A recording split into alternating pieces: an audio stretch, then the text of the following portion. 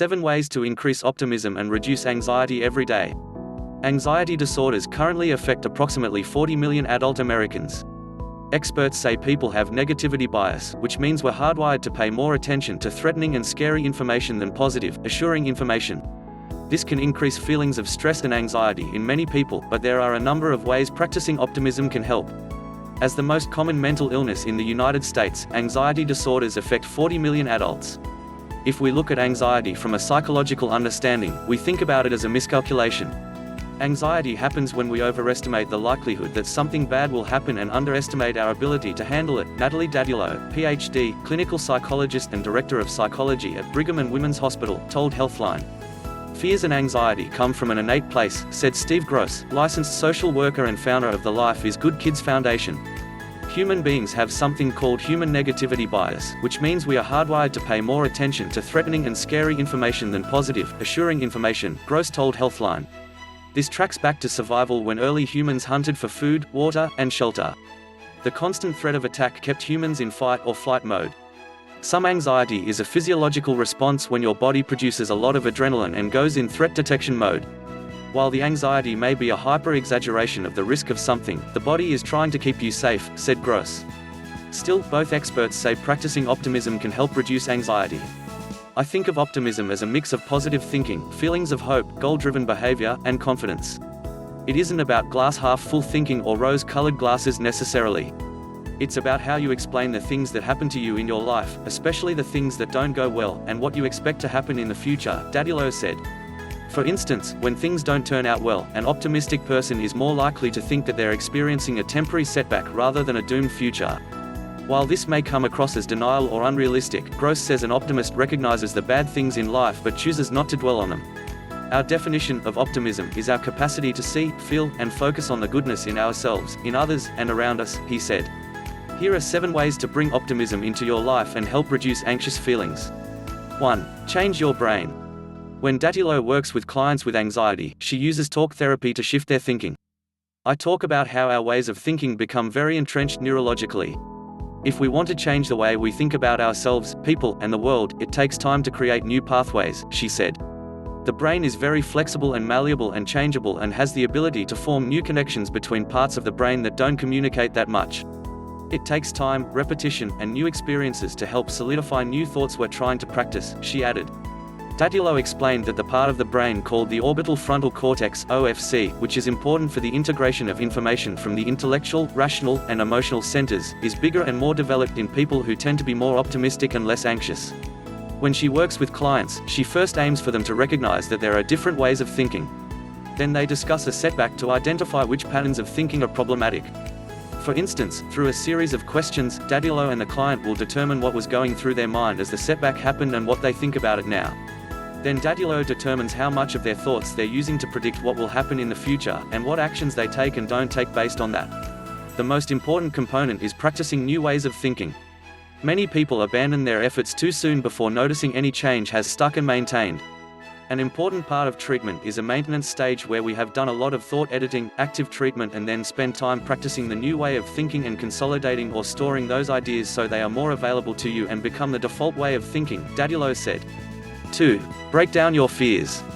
People who have chronic anxiety, called generalized anxiety disorder, tend to have catastrophic thinking that involves expecting things not to work out. They can be on edge and have a hard time relaxing. They overprepare, overworry, and overthink, Dadullo said. She refers to this as a crisis of confidence. Understanding your fear and gaining information about your fear is the antidote to fear, notes Gross. If you have a fear, understanding the odds of it happening can put things into perspective cognitively. A lot of people have a distorted perception of the threat that's going on in the world, he said. You want to be mindful that yes, things can happen, but other things can happen too. You want to realistically assess the likelihood of a negative event and accurately assess your ability to handle it, he added. Dadullo helps clients do this by asking them to think about a recent upsetting event and on a scale of 0 to 100, answer the following. How likely is it that this will never resolve or change? For people who tend to overestimate the likelihood, she challenges them to accept that realistically most things tend to resolve over time. What's the likelihood that this event will affect everything in your life? Thinking about how the event is affecting some areas and not others, can help one realize that it isn't as catastrophic as originally thought. What other factors might have contributed to the event? Owning a role in the outcome of the event is important, says Dadilo. Additionally, part of this process includes accepting that fear isn't the enemy, notes Gross. There is risk in everything we do, and anxiety is a hyper-exaggeration about the risk of something, he said. For example, if you're worried about talking in school or at work and making a fool out of yourself, he says to think about what would happen if that were the case, as well as other outcomes that could occur. Is it possible that you could talk and people like what you say? You want to be able to imagine positive outcomes, as well as realize that negative outcomes won't destroy you, he said. 3. Surround yourself with optimists.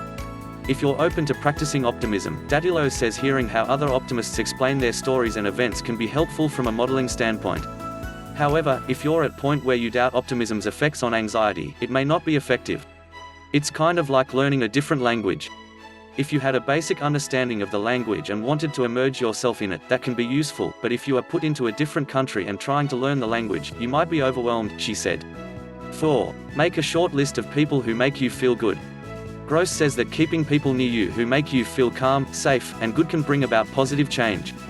Your social relationships are one of the best predicaments of healthy outcomes, so if you feel anxious, spending time with these people can make you feel better, he said. He notes that anxiety is on the rise because people are more socially isolated than ever. There is a connection with feelings of isolation and feelings of anxiety. If you had a tribe back in the day, you felt protected, Gross said. 5. State a positive intention every day. Waking up every morning and stating or writing down what your goal is for the day can get you into a positive mindset. Keeping a gratitude journal is another way to start off the day positively. When you wake up, think about things you appreciate and shift from "I have to" "I get to," Gross said. For instance, instead of saying, "I have to drive my kids to school," try to shift your thoughts to something like, "I have healthy kids well enough to go to school," or "I have a car to take my kids to school." 6. Get outside and be mindful. When anxious, Gross says to turn to old wisdom, stop and smell the roses. Being in touch with nature and being present by seeing, feeling, hearing, and smelling can shift your frame of reference, said Gross. If you can be fully present in the moment, there is no anxiety, since anxiety is something that happened or is going to happen. 7. Smile your way to joy. Gross believes that sometimes joy is the source of a smile, yet sometimes a smile is the source of joy. Sometimes we're happy, so we're happy when we smile, but sometimes the opposite is true. If you smile, you can sometimes trick your body to feeling happy, he said. Dadilo agrees, noting that biological, psychological, and social components all contribute to anxiety. She says that mind-body research is showing more and more that thinking better mentally has an impact on how the body is functioning physically. The parts of the brain that regulate emotion or might contribute to the fight or flight response, which is an anxiety response that sets off intense hormonal changes in the body and affects different systems, can begin to do damage to your body, she said.